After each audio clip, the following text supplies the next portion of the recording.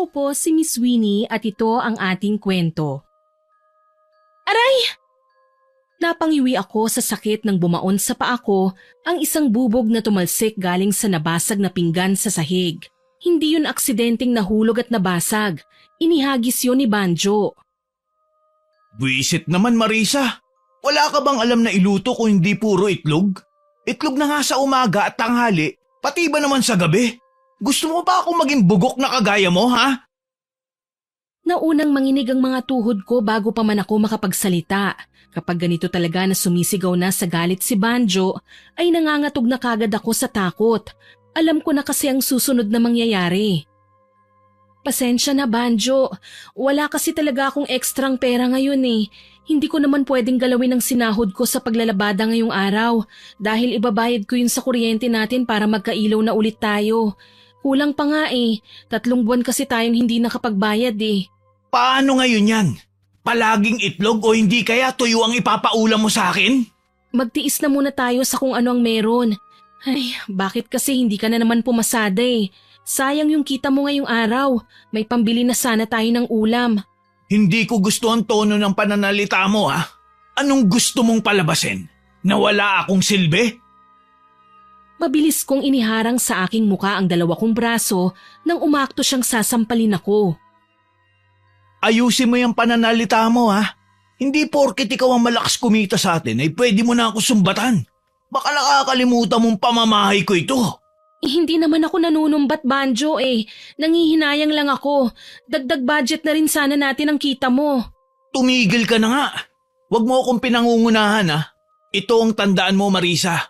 Sa susunod na magmalaki ka ulit sa akin, hindi ako magdadalawang isip na palayasin kita rito. Isaksak mo yan sa kukote mo!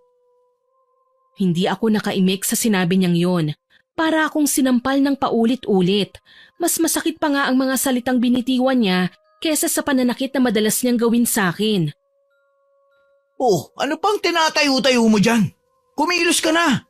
Linisin mo na yung kalat sa sahig at ikuha mo ako ng plato! Kaagad akong tumalima para sundin ang iniutos niya. Bagaman ramdam ko ang hapdi ng sugat kong kanina pa dumudugo, hindi ko na lang yun pinagtuunan ng pansin. 3 magkakasunod na subo lang ang ginawa ni Banjo at pagkatapos nun ay tumayo na siya at iniwan akong mag-isa sa hapagkainan. Inubos ko na lang ang pagkain sa plato ko at tumayo na rin ako. Nagligpit muna ako at naligo bago pumasok sa silid namin. Pagkahiga ako sa katre, hindi na ako nagulat nang bigla niya akong yakapin at halik-halikan sa leeg. Sanay na ako sa ugali nitong mistulang maamong tupa kapag katabi na ako sa higaan. Wala akong pagtutol nang iharap niya ako sa kanya at tinawid ang pagitan ng mga mukha namin. Makalipas ang ilang minuto, tinalikuran niya ako na parang walang nangyari matapos niyang makuha ang gusto niya. Sanay na ako kaya tumalikod na lang din ako at pumikit. Kinabukasan, 6:00 pa lang ay gising na ako at abala na sa gawaing bahay. Bago mag 7:00 ay nasa bahay na ako nila Teresa para maglaba. Hindi na ako nagulat nang makita kung gaano karami ang labahin nila. Kakaunti lang ang damit, karamihan ay kumot, kubre-kama at kurtina. Wala akong inaksayang sandali. Kaagad kong pinaghiwa-hiwalay ang mga puting damit at dekolor. Mag-almusal ka muna, Marisa. Gusto mo ba ng kape? Hindi na, salamat na lang. Kumain na ako bago pumunta rito eh. Si Banjo, pumasada ba siya ngayon? Hindi ko po alam eh. Tulog pa siya nang umalis ako sa bahay. Yayayain niyo po bang magsugal? Walang pera yon. Huwag kang maingay. Baka marinig ka ng asawa ko. Loka ka, hindi niya alam na nagsusugal ako. At saka hindi naman yun ang dahilan kung bakit ko naitanong kung pumasada si Banjo. Bala ko kasi siyang arkilahin bukas eh. Ihahatid namin sa paliparan ng asawa ko. Ganun ba? Sige, sasabihin ko mamaya pag uwi ko. Huwag mong kalimutang sabihin At kung sakaling pumayag siya, dapat ay 5:00 pa lang ng madaling araw ay nandito na siya. Sige po. Ako na mismo ang pipilit sa kanya. Sayang din yung perang ibabayad mo sa kanya eh. Oo nga, pero baka hindi niya tanggapin ang bayad ko kung sakali. May hiniram pa kasi siya sa akin nung nakaraang nagsugal kami eh. 300 yata yun. Ganun ba? Hindi ko alam ang tungkol dyan. Hindi na ako magtataka kung hindi niya sinabi sa'yo. Naisip niya siguro na baka pagalitan mo siya kapag nalaman mong sa sugal niya ginamit yung pera. Kahit naman magalit ako, hindi pa rin siya makikinig sa akin. Kaya nga hinayaan ko na lang siya sa bisyo niya eh. Ay tama yan, hayaan mo na lang. Suportahan mo na lang siya kung saan siya masaya. Intindihin mo na lang. Ano pa nga bang magagawa ko kung hindi ang umintindi? Sa susunod na hihiram siya sa'yo, huwag mo nang pahiramin. Baka hindi niya mabayaran nakakahiya naman. Sige, sabi mo eh. O siya, maiwan na kita para makapagsimula ka na. Tumangulang ako bilang pagsang-ayon sa sinabi nito. Nang muling mapag-isa ay tinuloy ko na ang ginagawa. Makalipas ang ilang minuto ay naging abala na ako sa paglalaba at hindi ko na namalayan ng oras. Kung hindi pa ako nilapitan ni Teresa para aloking kumain, hindi ko malalaman na 12:00 na pala. Dinalhan kita ng pagkain. Magtanghalian ka na muna. Maraming salamat. Kumain ka na muna riyan ha, para may lakas kang magkuskos. Nang tumalikod ang babae at maglakad palayo, ay tumuon ang atensyon ko sa hawak kong plato. Sinangag na kanin at 2 pirasong isda ng sardinas ang laman nun. Sa halip na galawin, ibinaba ko yun sa naroong upuan at bumalik na lang ako sa paglalaba. Hindi naman sa pagiging maarte, pero hindi ko kayang iulam sa sinangagang sardinas. Masyadong malansa. Sanay naman akong mag-ulam ng sardinas at kumain ng sinangag, pero hindi ko sila kayang pagsabayin. Makalipas ang ilang oras, muling bumalik si Teresa. Saktong tapos na akong maglaba at inililigpit ko na lang ang mga gamit ko. Hindi ka yata kumain. 4:00 na, hindi ka ba nagugutom? Hindi kasi ako sanay kumain kapag marami akong ginagawa eh. Pagdadahilan ko sa kanya, ayokong sabihin na sinadya kong hindi kumain dahil baka masamain niya ito. Ganun ba? Ipapakain ko na lang sa aso para hindi masayang. Siya nga pala, ito ang bayad mo. Balik ka ulit sa susunod na Miyerkules ha? Opo, salamat. Uuwi na po ako. Sige. Yung sinabi ko sa'yo ha, huwag mong kalimutang sabihin kay Banjo. Hihintayin namin siya mamayang madaling araw. Tumangulang ako at pagkatapos ay tumalikod na. Habang naglalakad pa uwi, pakiramdam ko ay matutumba ko anumang oras. Magkahalong pagod at gutom ang nararamdaman ko. Sa sobrang dami kong nilabhan, parang naubusan ako ng lakas. Pagdating sa bahay, kaagad akong sinalubong ni Banjo. Kanina pa kita hinihintay. Kumain ka na ba? Kumain ka muna. Nagluto ako kanina ng lugaw. Kapapainit ko nga lang ngayon dahil alam kong ganitong oras ka darating eh. Tara sa kusina. Kain ka na muna para mainitan ng sikmura mo. Alam kong pagod ka eh. Pagkasabi nun ay hinawakan niya ako sa kamay at hinila papunta sa kusina. Sa halip na kiligin, puno ng pagdududa ko siyang tinignan. Tigilan mo ng pag-arte mo, Banjo. Alam ko naman na may kailangan ka lang kaya ka ganyan eh. Ano kasi, may sabong sa kabilang barangay. Gusto ko sanang pumunta. Di pumunta ka. Kailan ba kita binawalan sa bisyo mong yan? Gusto ko ngang pumunta. Ang kaso, wala akong pera. Kung pera ang kailangan mo, wala akong maibibigay. Kulang pa nga ang kita ko kahapon at kita ko ngayon para pambayad sa kuryente. Hindi ko naman hihingin, Marisa. Hihiramin ko lang. Huwag na muna tayong magbayad sa kuryente. Saka na lang. Kaya naman natin kahit walang ilaw, hindi ba? Tumigil ka nga, Banjo. Hihiramin mo? Saan ka kukuha ng pambayad? Halos hindi ka na nga namamasada eh. Kung magpasada ka man, napupunta lang din yan sa bisyo mong sugal. Sige na, Marisa. Ipapalik ko rin naman eh.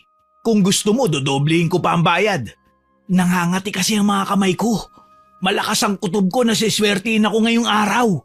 Tama na, Banjo. Sinabi ko na sa'yong wala akong maibibigay. Wala akong pera.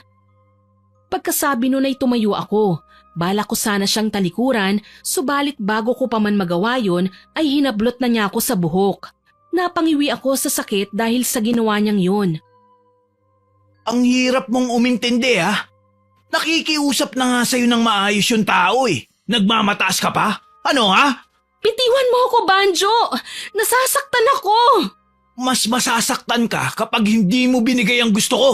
Ano? Pahihiramin mo ba ako? O gusto mong manghiram ng mukha sa aso?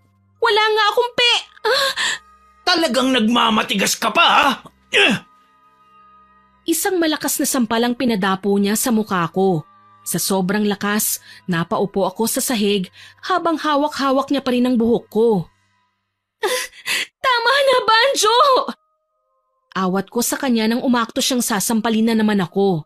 Nanginginig ang mga kamay na dumukot ako sa bulsa at kinuha ang perang ibinayad sa akin ni Teresa. Kaagad nitong hinablot sa kamay ko ang pera at pagkatapos ay patulak niya akong binitawan dahilan para tuluyan akong mapahiga sa sahig. Ibibigay mo rin pala. Ang dami mo pang arte. Gusto mo pa talaga yung nasasaktan ka muna bago ka sumunod. Matapos nitong sabihin ng mga katagang yon ay tinalikuran na niya ako. Napaiyak na lang ako sa sama ng loob habang sinusundan siya ng tingin. Nang maubusan na ng luha, dahan-dahan akong tumayo at huminto sa tapat ng salamin. Sabog ang buhok ko, namamagang pisngi at dumudugo ang labi. Yun ang refleksyon ko sa salamin. Bukod doon, ramdam ko rin ang panginginig ng mga tuhod ko. Wala sa sariling kinuha ko ang suklay na nakasabit sa dingding at nagsuklay. Habang ginagawa ko yun, ay nagsimula na namang mangilid ang mga luha ko. Sobrang layo na ng itsura ko sa dating ako. Ang laki na nga ng binagsak ng katawan ko at sa edad na 25 ay mukha na akong may 12 anak. Simula nang magsama kami ni Banjo, hindi ko na naasikaso pa ang sarili ko. Puro na lang ako trabaho, halos pagtulog na lang ang pahinga ko. Sa aming dalawa ng asawa ko parang ako ang lalaki dahil ako naghahanap buhay para sa amin. Ako palagi ang pagod samantalang siya, nasa bahay lang o kaya naman ay nasa sugalan. Maraming nagsasabi sa akin na iwanan ko na si Banjo dahil wala siyang silbing asawa pero hindi ko magawa dahil kahit ganong klase siyang katuwang, mahal ko pa rin siya. Pilit akong nagbubulag-bulagan sa mga kakulangan niya, nagbibingi-bingihan sa tuwing pagsasalitaan niya ng masama at nagpapakamanhid sa ginagawa niyang pananakit. Nakakatawa mang isipin pero hanggang ngayon umaasa pa rin ako na magbabago siya. Bigla akong napahinto sa pagsusuklay at lumingon sa pinto. Sino yan? Si Edna ito! Nagtatanong ka pa talaga? Pwede bang buksan mo na lang ang pinto? Isang pamilyar na boses mula sa labas ang narinig ko. Boses yun ng biyanan ko. Bubuksan ko na po! Teka lang! Diyos mio! Ano bang ginagawa mo at ang tagal mong magbukas? Pasensya na po, inay. May ginagawa po kasi ako kanina eh. Anong nangyari dyan sa mukha mo? Wala po. Nauntog lang po ako habang naglilinis. Anong nauntog? Sinaktan ka na naman ni Banjo ano? Siguro pinainit mo na naman ang ulo ng anak ko. Hindi lang po kami nagkaintindihan, inay. Pinagbawalan mo na naman sigurong magsugal. Hayaan mo na lang kasi yung tao dahil yun ang kasiyahan niya. Matagal ko na nga po siyang hinahayaan sa gusto niyang gawin eh. Pinapabayaan ko na lang nga po kahit pumapasada lang siya para may maipang sugal. Ako na nga ho halos ang kumikilos dito sa bahay para mabuhay kami. Abay magtiis ka! Ginusto mo ang ganitong buhay, hindi ba? At isa pa, kung makapagsalita ka, masyado mong minamaliit ang anak ko. Kung ayaw mo sa ganitong buhay at sawa ka na sa kanya, pwede mo naman siyang iwan. Hindi lang naman ikaw ang babae sa mundo. Gusto ko pa sanang ipaintindi ang punto ko pero hindi ko na lang tinuloy dahil alam ko naman na kahit anong paliwanag ang gawin ko, si Banjo pa rin ang kakampihan niya. Kahit nung bago pa lang kaming mag-asawa ni Banjo, palagi na niyang kinukonsinti ang katamaran ng asawa ko. Asan nga pala si Banjo? Umalis po siya kani-kanina lang. Makikisabong po ata sa kabilang barangay. Bakit po pala kayo napasugod dito? Bakit? Bawal ba akong magpunta rito? Bahay naman namin ito ah. Hindi naman po sa ganon. Nagtatanong lang naman po ako. Dito na muna ulit ako titira. Naghiwalay na kami ng boyfriend ko kaya umalis ako sa bahay niya. Ganun po ba? Siguradong matutuwa si Banjo kapag nalaman niyang nandito kayo. May makakain ka ba riyan? Nagugutom ako eh. Hindi pa ako nagtatanghalian. Lugaw lang po ang meron eh. Gusto niyo po ba? Lugaw? Seryoso ka ba? Pakakainin mo ko ng lugaw? Ayoko niyan! Ganun po ba? Sige po, magsasaing po ako. Dalhin ko po muna sa kwarto itong mga gamit niyo, inay. Ako na ang magdadala. Magluto ka na lang. Pagod ako sa kalalakad kaya gusto ko munang iunat ang likod ko sa higaan. Isingin mo na lang ako kapag kakain na. Sige po, inay. Pero bago ka magluto, bilhan mo muna ako ng yosi. Wala na po akong pera eh. Hiniram po kasi ni Banjo yung kinita ko sa paglalabada ngayong araw eh. Problema ba yun? E di umutang ka kung saang tindahan ka pwedeng makautang. Ay nako, kahit kailan talaga mahina ka mag-isip, huwag mong sabihing pagdadamutan mo ko. Hindi po, wala lang po talaga akong pera ngayon. Hintayin niyo na lang pong dumating si Banjo, baka may natira sa perang hiniram niya sa akin. Magluto ka na nga lang doon, baka kung ano pang magawa ko sa'yo. Hindi ko na siya hinintay na magdalawang salita. Tumalikod na kagad ako at nagtungo sa kusina. Makalipas ang ilang minuto, muli siyang lumapit sa akin. Paano ako makakapagpahinga nito? Ayaw sumindi ng electric fan. Ang init-init pa man din. Nakalimutan ko lang pong sabihin sa inyo na wala po kaming kuryente. 3 buwan na po kasi kaming hindi nakakabayad kaya pinutulan na po kami ng linya. Lintik naman oo. Hindi mo ba magagawa ng paraan? Pasensya na po pero wala po akong magagawa eh. Hiniram po kasi ni Banjo yung perang ipambabayad ko sana sa kuryente namin. Eh paano ngayon yan? Araw at gabi akong magtitiis sa init? Nakakabuisit naman oo. Pagkasabi nun ay nagdadabog itong tumalikod. Sa halip na pagtuunan ng pansin, itinuon ko na lang ang atensyon ko sa pagluluto.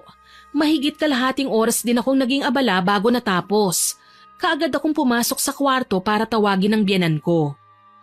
Tapos na po akong magluto, inay. Kain na po kayo. Nawalan na ako ng gana. Hihintayin ko na lang na dumating si Banjo para sabay kami. Sige po, inay. Kayo po ang bahala. Wala ka na bang gagawin? Ipaglaba mo nga ako. Marumi lahat ang damit ko eh. Wala na akong maisusuot. Nanghina ako sa sinabi nito.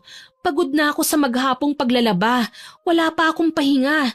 Isa sa pinakaayaw kong ugali nito ay ang pagiging donya nito kung umasta. Mas masahol pa ito kay Banjo kung manduhan ako. Bukod doon mahilig din itong gumawa ng kwento para pag-awayin kaming mag-asawa. Kung ako ang masusunod, ayoko siyang makasama sa iisang bubong. Pero wala naman akong magagawa dahil wala kaming sariling bahay. Ngayon na po ba, inay? Malamang, wala ka namang ibang gagawin, hindi ba? Gawin mo na ngayon para ibibilad na lang sa araw bukas. May pagtutulman tumanguna lang ako. Paglabas ko ng kwarto ay bitbit ko na ang marurumi nitong mga damit. Nagtuloy-tuloy sa likod ng bahay kung saan naroon ang poso at doon ako pumwesto. Kalat na ang dilim sa paligid nang matapos akong maglaba. Sakto namang dumating si Banjo at may dalang patay na manok. Ikaw nang bahala kung anong luto ang gagawin mo dyan. Yung hiniram ko sa'yo, babayaran ko mamaya. Buti na lang nanalo ko kahit labag sa loob mo na pahiramin ako ng pera. Mabuti naman kung ganon. Alam mo naman kasi na ipambabayad ko yun sa kuryente natin eh. Siya nga pala, nandito si Nanay Edna. Nasa kwarto siya, nagpapahinga. Iluto mo na kagad yan para... Sabi ko na nga ba't dumating ka na eh. Narinig ko ang boses mo. Mabuti naman at naalala mo pa akong dalawin. Ang akala ko, kinalimutan mo nang may anak ka. Kahit kailan talaga ang drama mo, anak. Magagawa ko ba yun? Anak kita, galing ka sa sinapupunan ko. Umibig lang naman ako kaya nalingat ako saglit. Pero huwag ka mag-alala, simula ngayon hindi na ulit ako aalis. Sinabi mo na rin yan dati ah. Pero kapag may nakikilala ka mas bata sa'yo, nakakalimutan mo ako bigla. Hindi na mauulit yon anak. Paulit-ulit din naman akong niloloko kaya ayoko na. Sabi ko naman sa inyo, Nay. Wala nang siseryoso sa inyo sa edad mong yan. Bihira na lang ngayon sa mundo ang lalaking katulad ko na sugal lang ang bisyo. Diyan ako bilib sa'yo anak eh. Hindi ka nagloloko kahit mukhang mas matanda pa sa akin ang asawa mo. Pero sa totoo lang, Nay, nagsasawa na ako. Kung may makilala nga lang akong mayaman, sasama ka agad ako eh. Masakit sa akin ang sinabing yun ni Banjo, subalit nagkunwari na lang akong walang narinig. Itinuon ko na lang ang atensyon sa paglilinis at pagluluto sa inuwi nitong manok.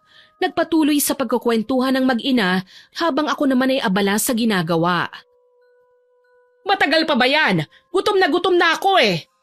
Matigas pa po yung karne, inay. Matagal po talagang palambutin kapag ganitong manok panabong. Ano ba naman yan? Kanina pa kumukulo ang tiyan ko sa gutom. Gatungan mo ng gatungan para mabilis maluto. Magpapabili na lang muna ako ng tinapay at soft drinks, Nay. Aba, mukhang mapera ang anak ko ah. Medyo sinerte lang sa sabong, Nay. Nanalo ko ng 500. Siguro naman may balato ako riyan. Hatian mo naman ako sa napanalunan mo, anak. Hindi man lang nagdalawang salita ang biyanan ko. Kaagad itong inabutan ni Banjo ng pera. Abot tenga ang ngiti ng babae at tumingin pa sa akin na tila ng iinggit. Marisa, ito ang pera. Bakit 100 lang? 300 ang hiniram mo sa akin ah. Saka ko na ibabalik yung pera mo. Ibili mo yan ng tinapay at soft drinks. Yung sukli, ibili mo na lang ng yosi. Akala ko ba babayaran mo na? Pambayad natin yun ng kuryente. Hindi ka na naman ba makaintindi? Sinabi ko nang saka ako na babayaran, hindi ba? Umalis ka na nga sa harapan ko. Sinisira mo yung gabi ko. Galit na ang boses nito kaya hindi ko na ipinilit pa ang gusto ko.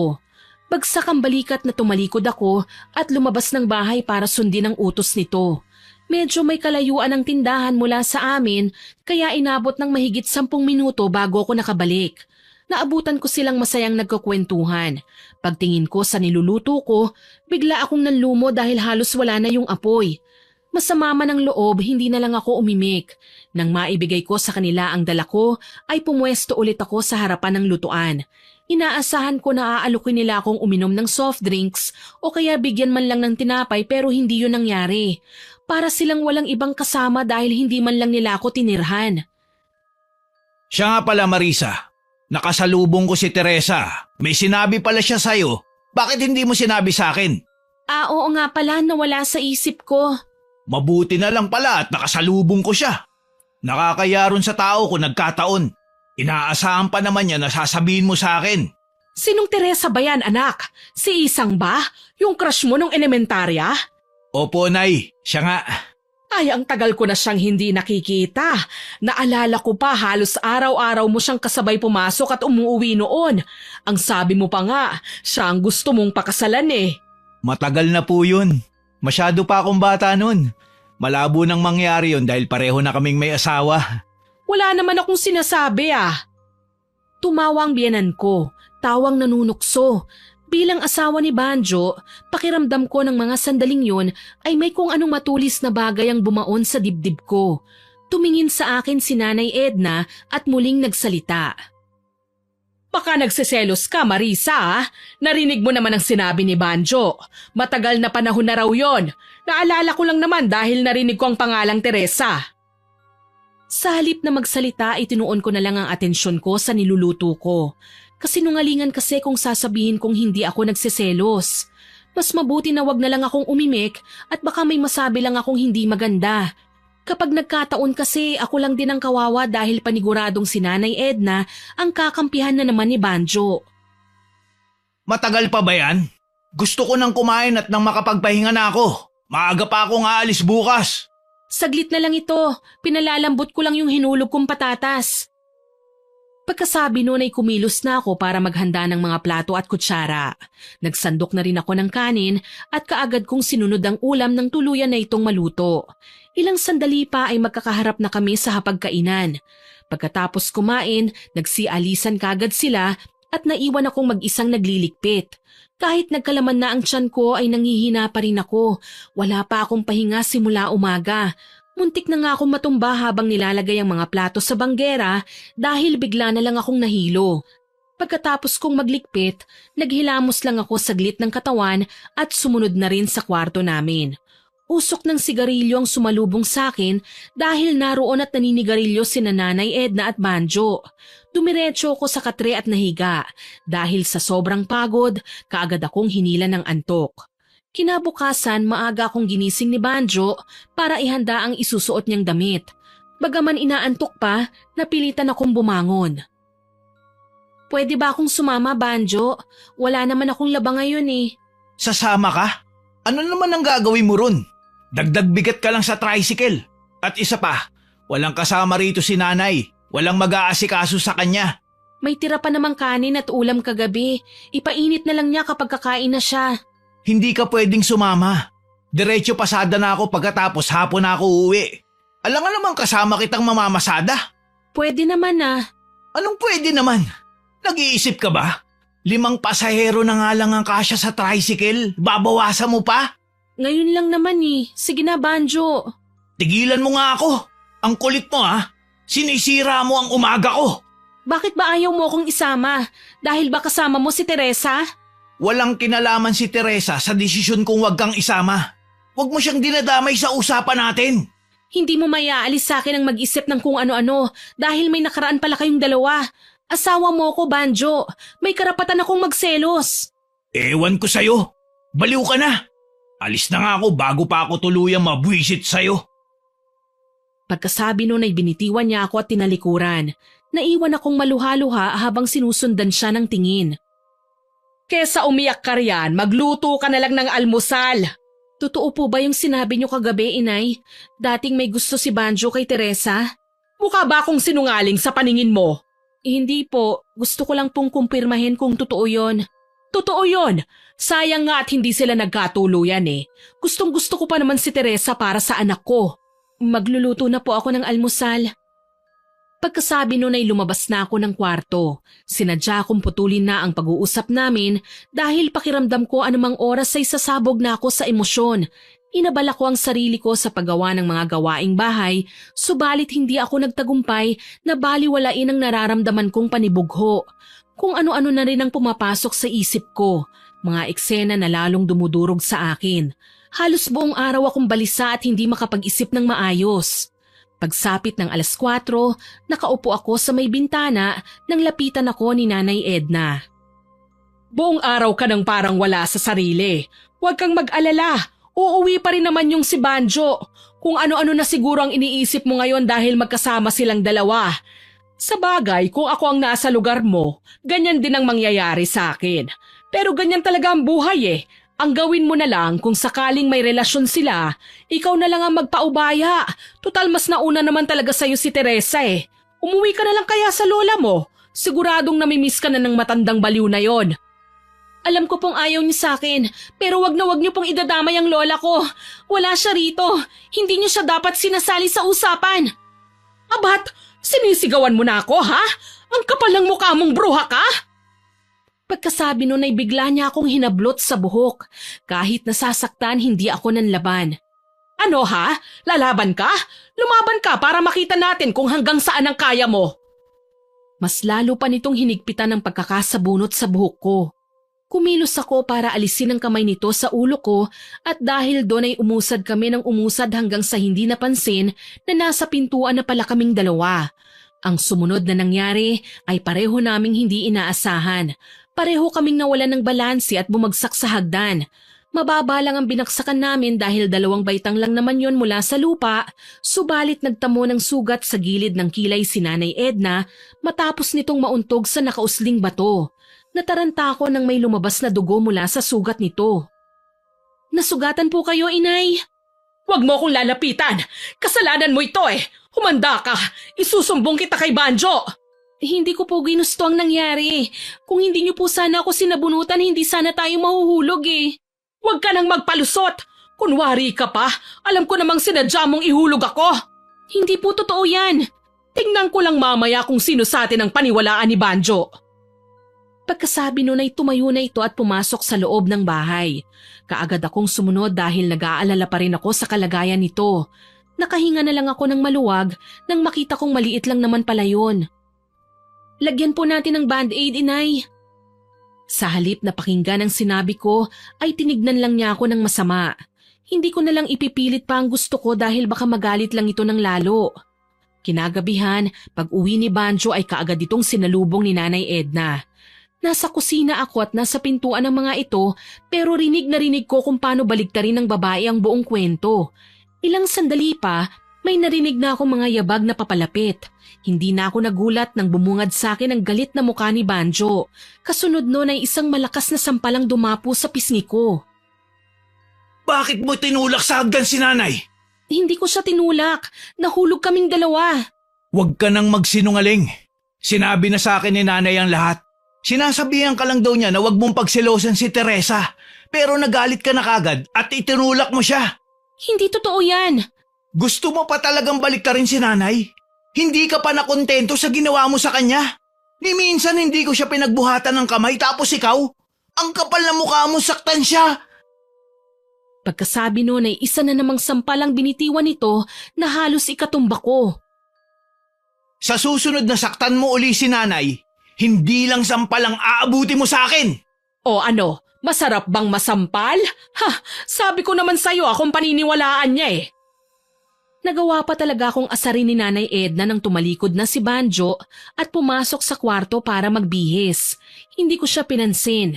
Ibinalik ko na lang ang atensyon ko sa paghahanda ng pagkain sa lamesa. Pagbalik ni Banjo sa kusina ay tumalikod naman ako. Saan ka pupunta? Kakain na, hindi ba? Mauna na kayo, busog pa ako. Bahala ka sa buhay mo. Akala mo ba pipilitin kitang kumain? Wag na, uy! Alam ko naman yun, Banjo eh. Tuluyan ko na silang iniwan pagkatapos kong bitiwan ng mga katagang yun. Pagpasok ko sa kwarto namin, doon ako umiyak ng umiyak. Kinabukasan habang abala ko sa paglilinis ng bahay ay biglang may bisitang dumating. Si Teresa. Nakita niya ako pero hindi man lang niya ako pinansin. Nagtuloy-tuloy kagad siya sa loob ng kwarto. Narinig kong napasigaw sa tuwa si Nanay Edna nang makita ang babae. Anong ginagawa mo rito, Teresa? Hindi ka man lang kumatok bago muna pumasok. Anong kumatok ang sinasabi mo? Matagal nang welcome sa bahay na ito si Teresa. Mas nauna pa nga siya sa'yo eh. At isa pa, bisita ko siya kaya wala kang pakialam kung ano ang ginagawa niya rito. Nagtatanong lang naman po ako. Ang totoo niyan, ikaw talaga ang sadya ko, Marisa. Gusto ko kasing personal na ipaalam sa'yo na may nakuha na akong bagong labandera. Kaya simula bukas, hindi mo na ako kailangang ipaglaba. Ganun ba? Ayos lang. Maghahanap na lang ako ng bagong mapapasukan. Yun lang ba ang sadya mo? Hindi, may sadya rin ako kay Banjo. Nasaan ba siya? Wala siya rito eh. Pumasada. Bakit? Anong sadya mo sa asawa ko? Pumasada? Sakto naman pala, magpapahatid sundo kasi ako sa kanya eh. Pupunta ako sa palengke. Marami namang tricycle dyan eh. Bakit kailangang si Banjo pa? Bakit naman hindi? Ayaw mo nun kikita ang asawa mo? Huwag mo nalang intindihin niyang si Marisa. Ako na ang bahalang magsabi mamaya kay Banjo para sa'yo na didiretso pagkatapos niyang magtanghalian. Aasahan ko po yung sinabi niyo, Nanay Edna, ha? Hihintayin ko po si Banjo. Sige po, aalis na ako. Sige. Mag-iingat ka, ha? Salamat dito sa dala mong ulam. Sasabihin ko kay Banjo na galing ka rito. Abot tenga ang ngiti ng biyenan ko habang nagpapaalam kay Teresa. Nang tuluyang makaalis ang babae, binuksan ng matanda ang hawak nitong baunan at base sa naamoy ko mula roon, masasabi kong adobo ang laman nun. Sa wakas, makakatikim na rin ako ng masarap na ulam. Hindi puro itlog. Siguradong matutuwa si Banjo. Paborito pa naman niya ito. Adobo rin naman po yung niluto ko kagabi ah. Meron pa nga po roon eh. Ipapainit ko po mamaya bago dumating si Banjo. Wag na. Walang may gusto sa adobo mong maalat. Ikaw na lang ang kumain nun. Ito na lang ang ulam namin. Nasaktan ako sa sinabi niyang yun, pero hindi na lang ako umimik pa. Pagsapit ng 11:00, nasa bahay na si Banjo para kumain. Magkakaharap kaming tatlo sa hapagkainan at hindi man lang nila pinansin ang inihain kong ulam. Tanging yung bigay ni Teresa ang nilantakan nilang mag-ina. Anong masasabi mo, anak? Ang sarap, hindi ba? Magaling talagang magluto ng adobo si Teresa. Ang sarap nga, Nay. Kuwang-kuwa niya yung lasa na gusto ko. Ganito dapat ang lasa ng adobo. Pantay lang ang alat at asim, hindi yung sobrang alat. Wala bang sinabing oras si Teresa, Nay? Wala anak eh. Pagkatapos mong kumain, dun ka na dumiretso. Sige, sige. Bago ka nga pala umuwi mamaya, bumili ka ng bigas. Wala na tayong iluluto mamayang gabi eh. Bumili ka na lang sa tindahan. Baka gabi na ako makauwi. May pupuntahan pa ako. Saan ka pupunta? Kasama mo ba si Teresa sa pupuntahan mo? Ayan ka na naman sa mga tanong mo eh. Tigilan mo na nga ako. Nagtatanong lang naman ako eh. Oo at hindi lang naman ang sagot nun. Oo, kasama ko siya. Ano ngayon? May relasyon ba kayo ni Teresa? Kumain ka na nga lang dyan, Marisa. Ubusin mo yung adobo mong hindi ko maintindihan kung ano ang lasa. Naghahanap buhay ang asawa mo kung ano-ano ang mga tinatanong mo. Si Banjo po ang kinakausap ko, hindi kayo. Narinig mo kung paano ako sagot-sagutin itong asawa mo, Banjo?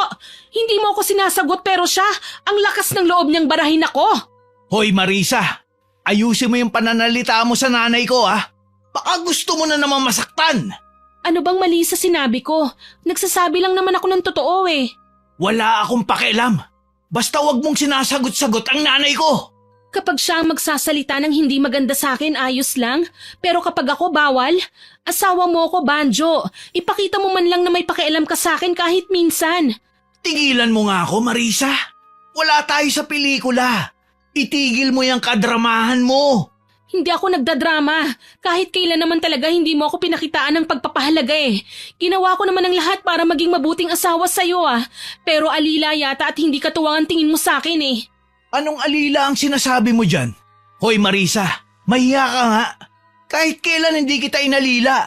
Mag-asawa tayo kaya dapat lang naman talaga na pagsilbihan mo ko. Kung pagiging alila na pala sa iyon, bukas ang pinto. Umalis ka kung gusto mo. Wala namang kaso sa akin kahit pagsilbihan kita ng habang buhay, Banjo eh. Gustong gusto ko nga mismo na ako ang nag-aasikaso sa'yo. Ang sa akin lang naman, sana iparamdam mo rin sa akin na mahalaga ako sa'yo. Lintik na drama yan. Kain na lang ako kumain. Nawalan na ako ng gana. Nawalan na rin ako ng gana. Sumunod na tumayo ang biyanan ko at umalis. Nang mapag-isa, napaiyak na lang ako dahil sa sama ng loob. Ito ang unang beses na naglabas ako ng hinanakit kay Banjo pero tinalikuran niya lang ako. Ni hindi man lang niya sinubukang intindihin ang sinasabi ko. Pakiramdam ko tuloy ng mga sandaling yon ay sasabog ako dahil sa sobrang bigat ng dibdib ko. Makalipas ang ilang araw, Mabuti naman at nandito ka na. Ipagtimpla mo nga kami ng kape. utos sa akin ni Banjo nang makita niya akong dumating. 3:00 na ng hapon at kauuwi ko lang galing paglalaba. Gaya ng madalas kong madatnan, nagsusugal na naman silang mag-ina kasama si Teresa. Halos araw-araw nang nagpupunta si Teresa dito sa bahay. Sa halip na magsalita, hinahayaan ko na lang dahil alam kong mag-aaway lang kami ni Banjo kapag sinita ko sila. Ano pang tinatayo-tayo mo dyan? Hindi mo ba ako narinig? Ang sabi ko, ipagtimpla mo kami ng kape. Wala na tayong asukal eh. Problema ba yun? Eh di bumili ka. Bumili ka na rin ng bigas, hindi ba kami nagtatanghalian? Hinintay mo pa talaga akong dumating? May pera ka naman ah. May pangsugal ka pero wala kang pambili ng bigas? Abat, ayusin mo yung pananalita mo ha? Pinapaya mo ko sa sarili kong pamamahay. Gusto mo bang tamaan ka na naman sa akin? Hindi kita pinapahiya. Sinasabi ko lang ang totoo, Banjo. Talagang gusto mong makatikim ha? Hayaan mo na si Marisa, Banjo. Ikaw naman masyadong mainitin ang ulo mo. Pasalamat ka't may bisita tayo. Ginagalit mo na naman ako. Bumili ka na nga lang ron. Sige na, Marisa. Sundin mo nang inuutos sa'yo ni Jojo para hindi na kayo mag-away. Ikaw naman kasi dapat bago ka umalis, ginagawa mo ng trabaho mo rito sa bahay. Alam mo, hindi na ako magtataka kung isang araw, bigla ka nalang ipagpalit nitong asawa mo. Ikaw rin, baka magsisi ka. Ako rin, hindi ako magtataka kung maghanap ng ibang asawa mo. Puro na lang yata sugal ang inaatupag mo eh. May bahay ka pero kulang na lang dito ka na tumira. Alam ba ng asawa mo yan? Hindi naman ako takot na mawala ng asawa eh. Hindi lang naman siya ang lalaki sa mundo. Ikaw, takot kang mawala ng asawa dahil kapag iniwan ka ni Banjo, wala nang papatol sa'yo. Nainsulto ako at nasaktan sa sinabi niyang yun. Tama ang sinabi niya eh. Takot nga akong mawala ng asawa. Hindi dahil sa kadahilan ng wala nang papatol sa akin, kung hindi dahil mahal na mahal ko si Banjo. Mahal ko ang asawa ko. Nagtitiis ako sa kanya at sa buhay na meron kami dahil hindi ko siya kayang iwanan. Oh, bakit natahimik ka? Tama ako, hindi ba? Hindi na ako umimik.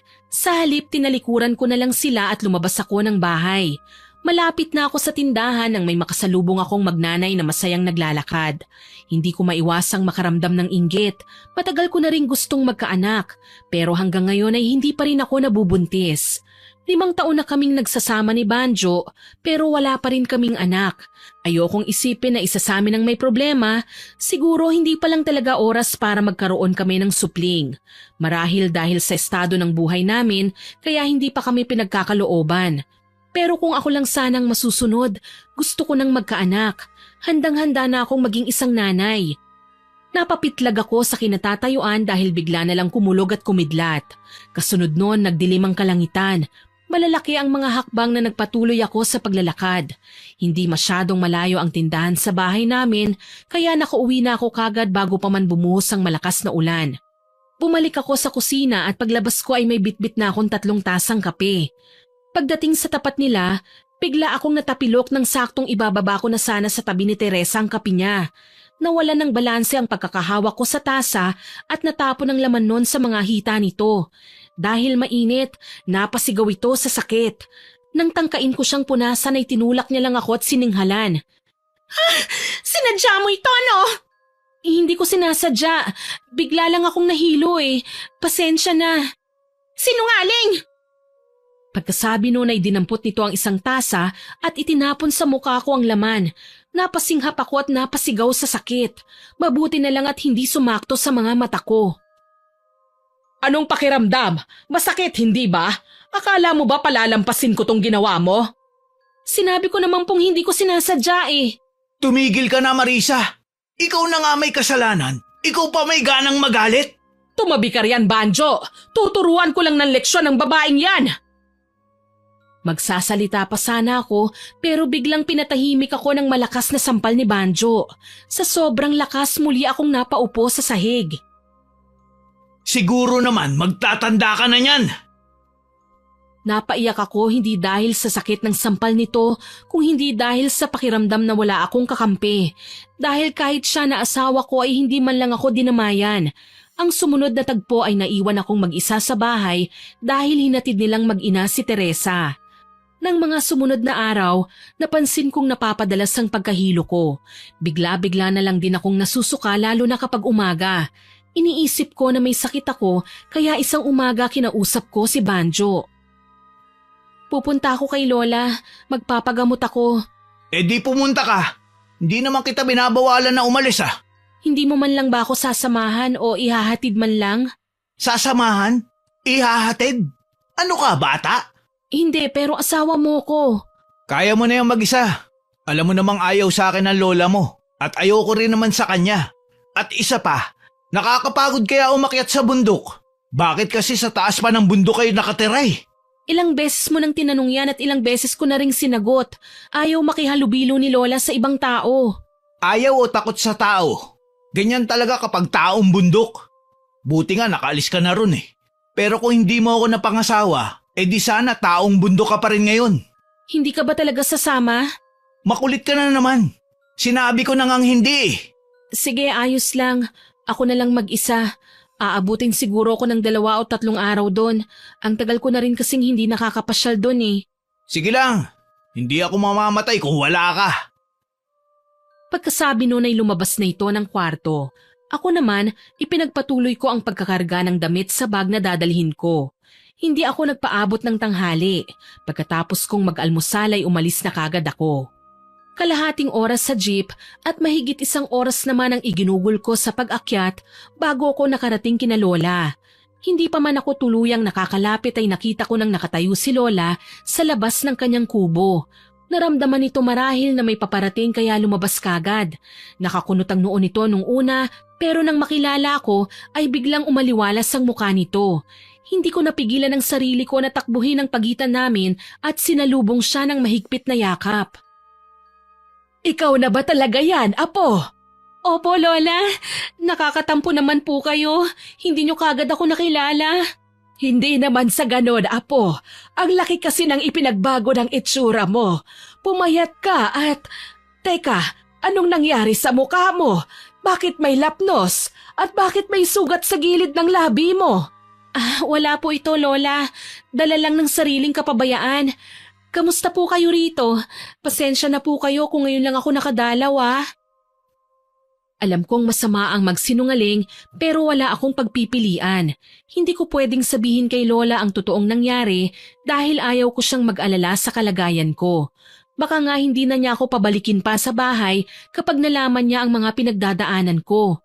Alam ni Lola na tamad si Banjo pero hindi niya alam na sinasaktan ako ng asawa ko. Ayos lang ako, Apo. Ikaw, kumusta ka? Ang laki talaga ng pinagbago ng katawan mo. Ayos lang naman din po ako, Lola. Sigurado ka ba? Iba ang sinasabi ng mga mata mo sa sinasabi ng labi mo, Apo. Opo, Lola. May nararamdaman lang po ako ngayon kaya siguradong ibang nakikita nyo sa mga mata ko. Halika nga't pumasok na muna tayo para makaupo ka. Pagod ka lang siguro sa pag-akyat kaya namumutla ka. Teka, heto ang tubig. Uminom ka muna. Salamat po. Nagugutom ka ba? Gusto mong kumain? Nalipasan na po yata ako ng gutom, Lola eh. Nagugutom na ako kanina nung umakyat pa lang ako pero ngayon hindi na po. Pasaway kang bata ka. Dapat nagbaon ka man lang ng tubig at tinapay. Kailan ka pa nagsimulang magsuka? Itong mga nakaraang araw lang, Lola. Madalas din akong mahilo eh. Ang totoo po niyan, kaya ako nagpunta rito para magpagamot.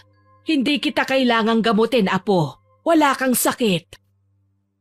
Pagkasabi nun ay hinawakan niya ang kanang kamay ko at ipinatong ang dalawa niyang daliri sa pulso ko.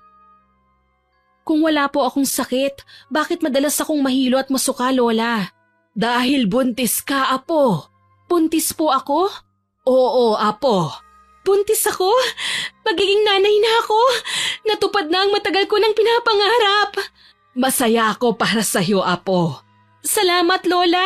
Siguradong matutuwa si Banjo kapag nalaman niya ito. Magiging tatay na siya. Sana naman magsipag na siya para sa magiging anak ninyo. Sigurado po yan, Lola. Sana nga, Apo. O siya, anong balak mo ngayon? Uuwi ka ba kagad para ipaalam sa kanya yan? Opo, pasensya na po kung hindi na ako magtatagal dito, Lola, ha? Ayos lang, Apo. Naiintindihan ko naman. Hayaan mo, ako na lang ang papasyal sa'yo sa mga susunod na araw para na rin matignan kung ayos bang kalagayan mo o ng bata dyan sa tiyan mo. Sige po, Lola. Pero kaya niyo pa po bang mag-akyat baba rito sa bundok? Tinanong mo pa talaga yan. Alam mo na naman ang sagot. Ay, oo nga pala. Muntik ko nang makalimutan. Bago ka umalis, saluhan mo muna akong kumain para na rin may lakas ka habang bumababa. Sige po, Lola. Makalipas ang isang oras, tuluyan na nga akong nagpaalam at umalis sa bahay ni Lola. Magdahan-dahan ka sa paglalakad, Apo ko. Baka madulas ka. Opo, Lola. Salamat sa pag-aalala. Hintayin ko po kayo sa bahay sa mga susunod na araw, ah. Darating ako, Apo. Niyakap ko muna ng mahigpit si Lola bago ako naglakad palayo. Malapit nang magdilim nang makarating ako sa bahay. Halata pang nagulat si Nanay Edna nang makita ako. Oh, bakit nandito ka na kagad? Akala ko ba 3 araw ka mawawala? May importante po kasi akong sasabihin kay Banjo kaya bumalik agad ako. Nasaan po ba siya? Wala siya rito. Nasa sabungad. Ano ba yung importanteng sasabihin mo sa kanya? Bawal ko po munang sabihin sa inyo, Inay. Dapat si Banjo ang unang makaalam. Di wag. Ang dami mong alam. Sa halip na pansinin ang pagtataray ng biyenan ko, ay dumiretso na lang ako sa kwarto at nahiga. Makalipas ang halos 1 oras ng paghihintay, ay dumating na rin si Banjo. Ang sabi ni Nanay, may importante ka raw sasabihin sa akin. Ano ba yun? Buntis ako, Banjo. Tama bang narinig ko? Buntis ka? Oo, Banjo. Magiging tatay ka na. Anong sinasabi mong magiging tatay na ako? Ipalaglag mo yan. Anong sabi mo? Ipalaglag? Oo, dagdag gastos lang yan eh. Gipit na nga tayo tapos magdadagdag ka pa ng palamunin. Ipalaglag mo na yan habang maaga pa. Banjo, naririnig mo ba ang mga sinasabi mo? Anak natin ito tapos gusto mong ipalaglag ko? Anong klase kang tatay? Tigilan mo na nga ako, Marisa. Nagiging practical lang ako. Kawawa lang ang bata na yan sa oras na itinuloy mo ang pagbubuntis mo. Ano ipapalamon mo dyan? Paano ka makakapagtrabaho? Bakit ganyan ka magsalita? Hindi ka ba masaya na magkakaanak na tayo? Sinabi ko na hindi ba? Dagdag gastos lang yan. Dagdag palamunin. Ang dami na nga nating problema, dadagdagan mo pa? Mag-isip ka nga, Marisa. Ikaw ang mag-isip, Banjo. Sa tingin mo ba tama yung mga pinagsasasabi mo? At sino ang tama? Ikaw? Alam mo, bahala ka kung gusto mong ituloy ang pagbubuntis mo. Pero wag mo ko idadamay sa responsibilidad ha. Alagaan mo yung mag-isa. Buhayin mo mag-isa. Talagang yun ang gagawin ko. Kung ikaw hindi mo kayang magpakamagulang sa anak mo, ako kaya ko. Itutuloy ko itong pagbubuntis ko sa ayaw at sa gusto mo. Gawin mo kung ano ang gusto mo. Basta wag na wag mo ko idadamay sa kalokohan mo na yan ha. Kung ayaw mong ako mismo magtanggal niyan sa tiyan mo. Naintindihan mo ba ako? Pagkasabi nun ay naramdaman kong may idinikit siya sa tiyan ko. Nang tignan ko kung ano yon, napaatras ako nang makita kong baril ang hawak nito. Ha? Bakit ka may baril? Saan mo nakuha yan? Hindi ka dapat humahawak ng ganyan, Banjo. Paano kung maiputok mo yan kung kani-kanino? Hindi mo na problema yun. Ang problemahin mo kung paano mapapalaki mag-isa yung bata dyan sa tiyan mo. Sinasabi ko sa'yo, Marisa ha, hindi ako magdadalawang isip na iputok sa'yo tong baril na hawak ko sa oras na bigyan mo ko ng konsumisyon dyan sa dinadala mo. Kung makapagsalita ka, parang hindi mo anak itong nasa tiyan ko. Napakasama mo. Masama talaga ako. Kaya wag mo kong sinusubukan.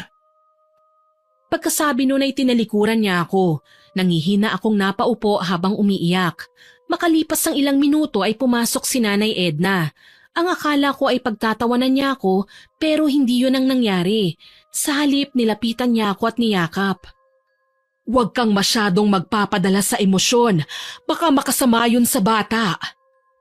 Yun ang unang beses na kinausap niya ako sa malumanay na boses kaya hindi ko naiwasang magtaka.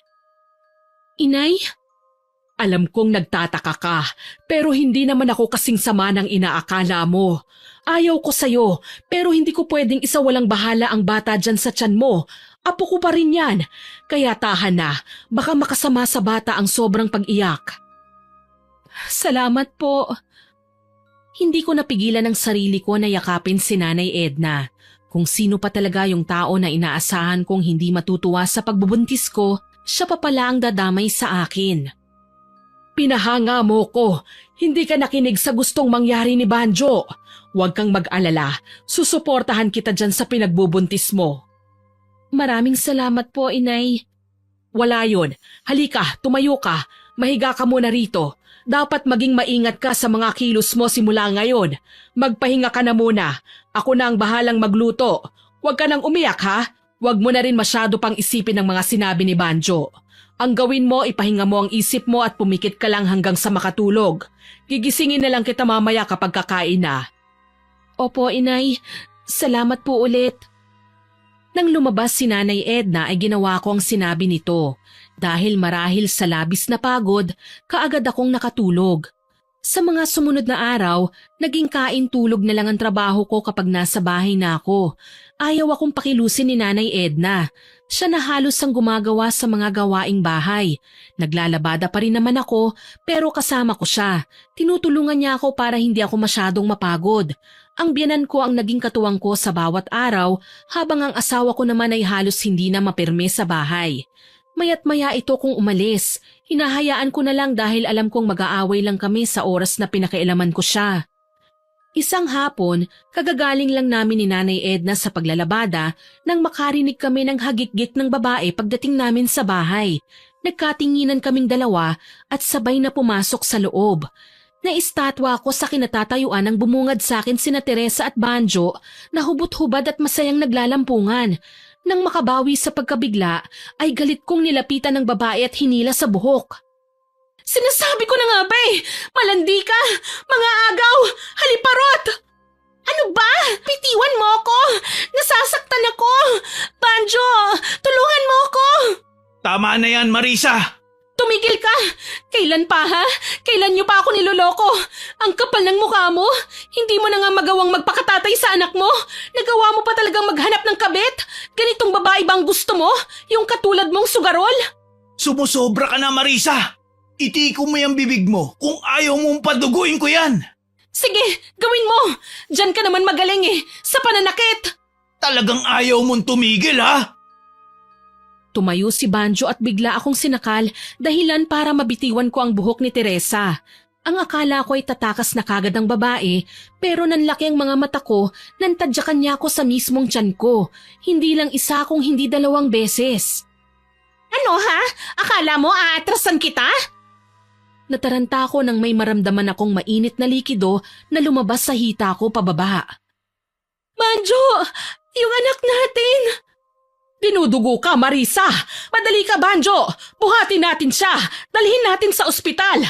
Hayaan mo siya, Nay! Kasalanan niya naman kung bakit nangyari yan. At isa pa, ang layo ng ospital.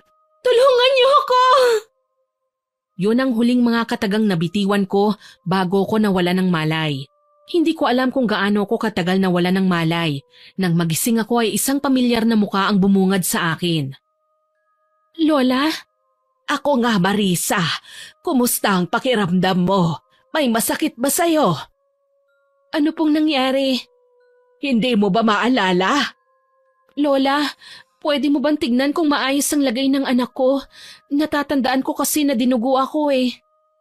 Lola? Bakit po? Bakit wala kayong imik? May problema po ba?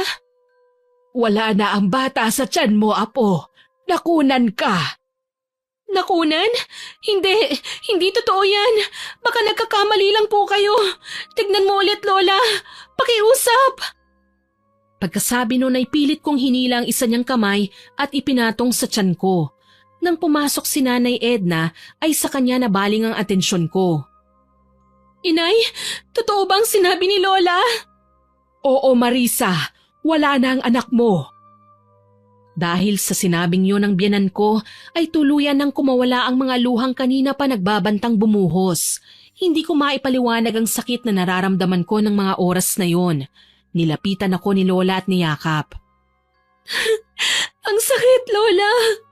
Bakit naman kinuha kagad siya sa akin? Hindi ko man lang siya nakita o nahawakan. Malalampasan mo rin ito, Apo. Baka hindi pa talaga panahon. Kasalanan ko po ito. Hindi ko na sana sinugod si Teresa. Sana hinayaan ko na lang sila. Buhay pa sana ang anak ko. Nawala ang anak ko dahil sa akin, Lola. Wala kang kasalanan, Apo.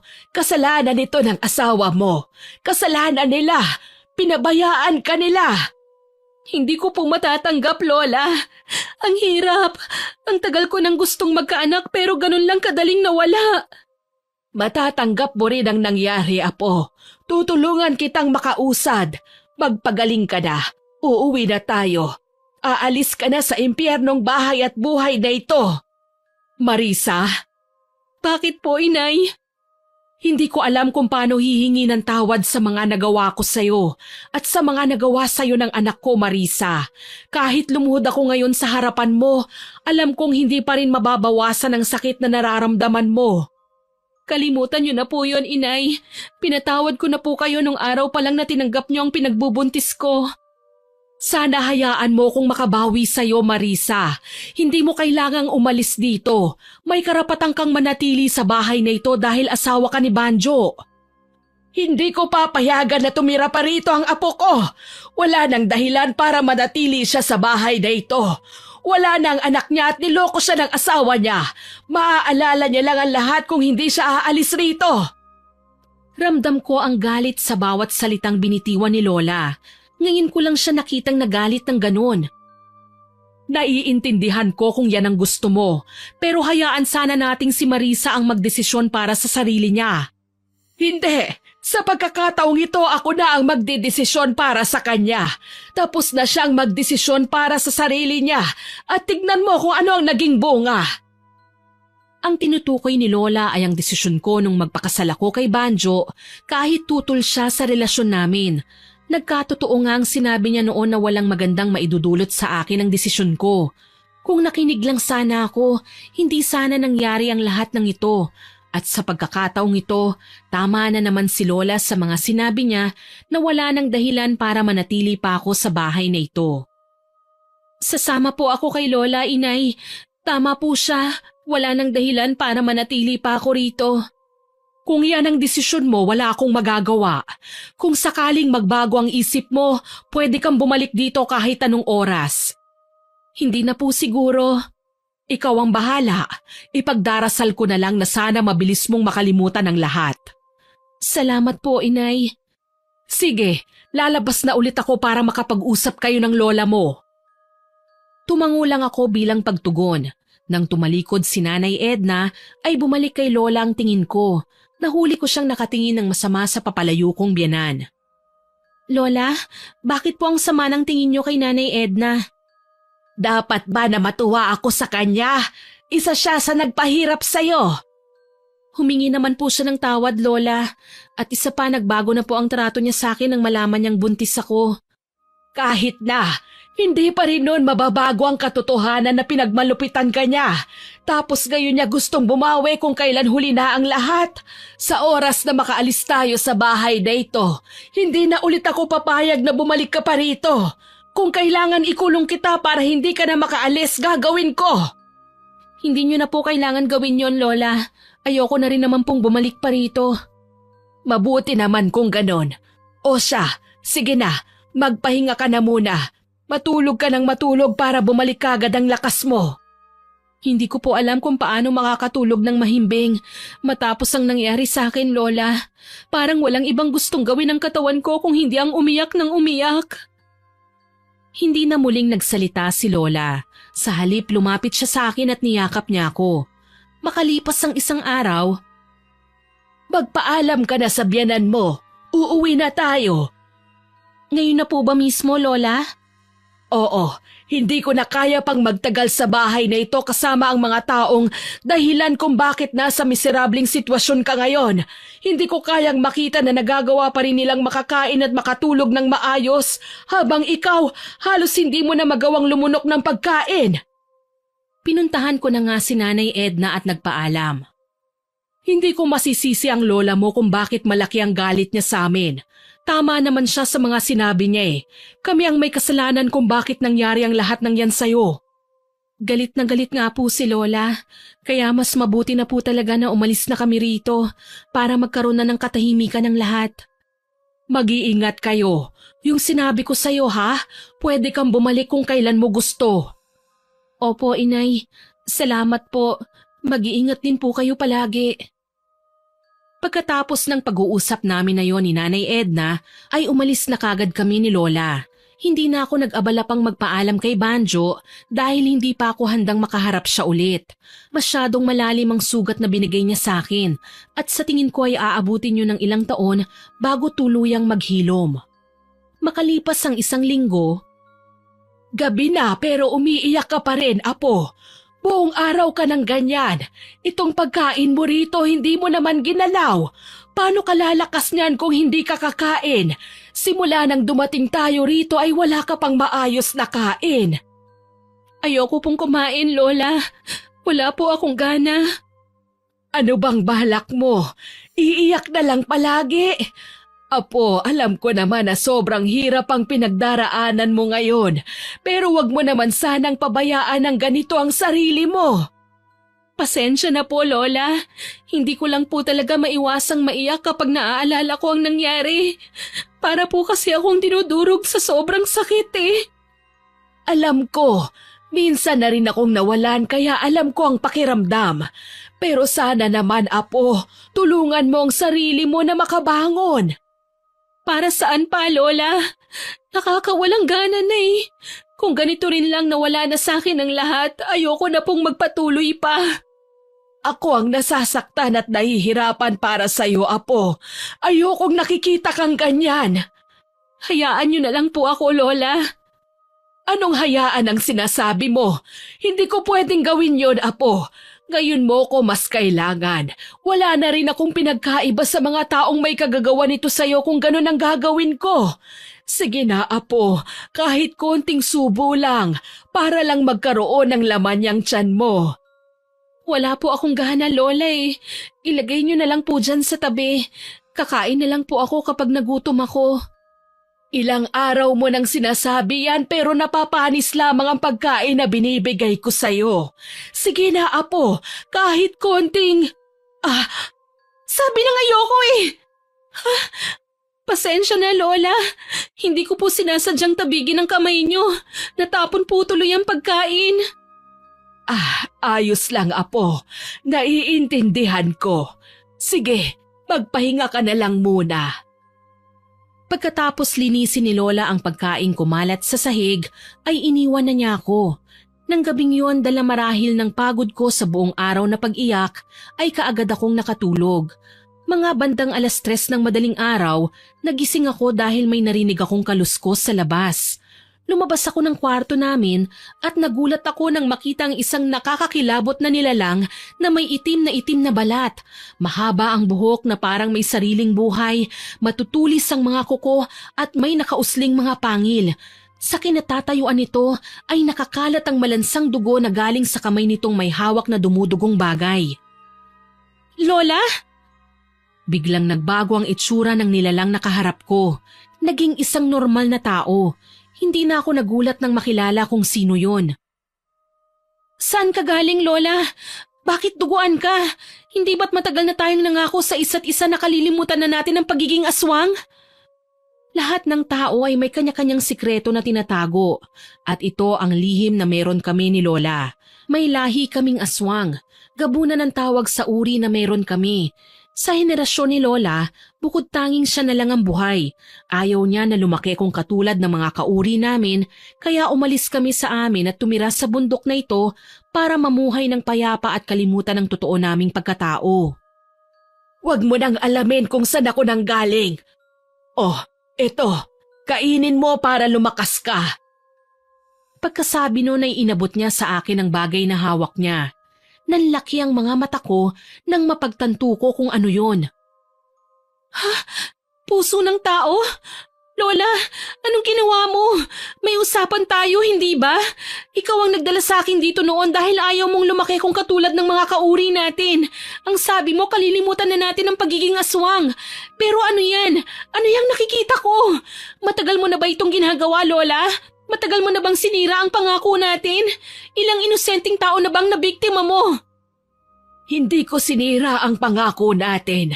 Ngayon ko lang ulit ginawa ito, Apo. Huwag ka nang maraming tanong. Kainin mo na lang ito. Ayoko. Hindi ako kakain yan. Paano mo nagawa yan, Lola? Hindi ka ba naawa sa taong biniktima mo? Hindi. Dahil nararapat lang sa kanila ang ginawa ko. Hindi ako nagsisisi sa ginawa ko. Natigilan ako sa sinabing yun ni Lola. Kasunod nun ay sumikdo ang kaba sa dibdib ko. Lola, huwag mo pong sabihing... Oo, Apo. At tama lang sa kanila ang ginawa ko. Biglang nanlambot ang mga tuhod ko at napaupo ako nang wala sa oras. Hindi ako makapaniwala sa mga kasalukuyang nangyayari. Tumingin ako kay Lola. Partikular sa pusong hawak-hawak pa rin niya. Kung ganun, kilala ko pala kung sino ang nagmamay-ari ng pusong yun. Paano mo nagawa yan, Lola? Paano mo nagawang pumatay? Dahil nararapat lang sa kanilang mamatay, Marisa. Hindi sila tao. Masahol pa sila sa mga katulad natin. Ginawa ko lang kung ano ang nararapat. Nararapat? Pinatay mo sila at tinanggalan ng puso, Lola. Nararapat ba yun sa kanila? Kailan ka pa naging ganyan kasama? Sila ang nag-udyok sa akin na gawin ito. Tignan mo kung anong ginawa nila sa'yo. Ipinaghiganti lang kita. Hindi mo na dapat ginawa yun, Lola. Hindi ko naman gustong maghiganti sa kanila eh. Alam kong hindi mo kayang maghigante kaya ako na ang gumawa. Dahil hindi ko kayang makita kang naghihirap habang sila ay nagagawa pa rin nila ang mga bagay na gusto nila. Alam mo ba kung gaano kasakit sa akin ang makita ka sa ganyang kalagayan at ang marinig sa bibig mo ang mga salitang ayoko nang mabuhay pa? Ang sakit para sa akin noon, Apo. Kaya sana naman maintindihan mo kung bakit ko yun nagawa. Pati ba si Nanay Edna pinatay niyo, Lola? Si Banjo lang sana ang gusto kong patayin. Pero nagkataon na magkakasama silang tatlo at nagtatawanan pa habang nagsusugal. Kaya kinain ako ng galit ko at hindi ko na napigilan pa ang sarili ko. Ang saya-saya nila tapos ikaw rito halos ayaw mo nang mabuhay pa. Kaninong puso po yan? Sa magaling mong asawa. Siya lang ang tinanggalan ko nito. Napaiyak na lang ako sa naging kasagutan na yun ni Lola. Sa tingin ko ay hindi ko rin siya masisisi kung bakit niya nagawa yun. Dapat ko pa nga atang sisihin ang sarili ko dahil kaya niya lang naman yung nagawa ay dahil sa akin. Galit ka ba sa akin dahil sa ginawa ko, Apo? Hindi po, Lola. Naiintindihan ko po kung bakit niyo po yun ginawa. Mabuti naman kung ganon. Yun lang naman ang gusto kong marinig bago ko.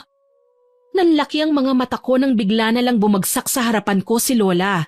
Nang lapitan ko siya, ay tsaka ko lang napansin na may dugo siya sa tagiliran. Itinaas ko ang suot niyang damit at nanlaki ang mga mata ko nang makita kong may tama siya ng baril. Nahulaan ko na kagad na si Banjo ang may gawa nun dahil nakita ko siyang may baril nung nandun pa ako. Ha? Lola? Ano ito? Nararamdaman kong hindi na ako magtatagal, Apo. Mag-iingat ka palagi, ha? Alagaan mo ang sarili mo. Huwag kayong magsalita ng ganyan, Lola. Ikaw lang ang meron ako. Hindi ko alam kung ano ang gagawin ko kung pati ikaw mawawala sa akin. Hindi ko kakayanin, Lola.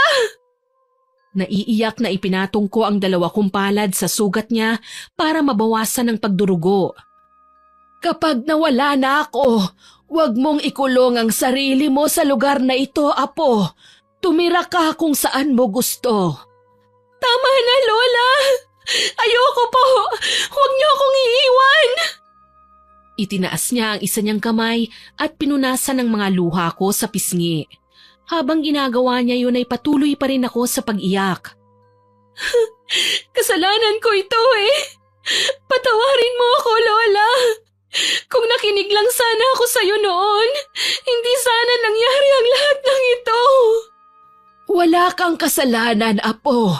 Huwag mong sisihin ang sarili mo. Sarili kong desisyon na magpunta roon.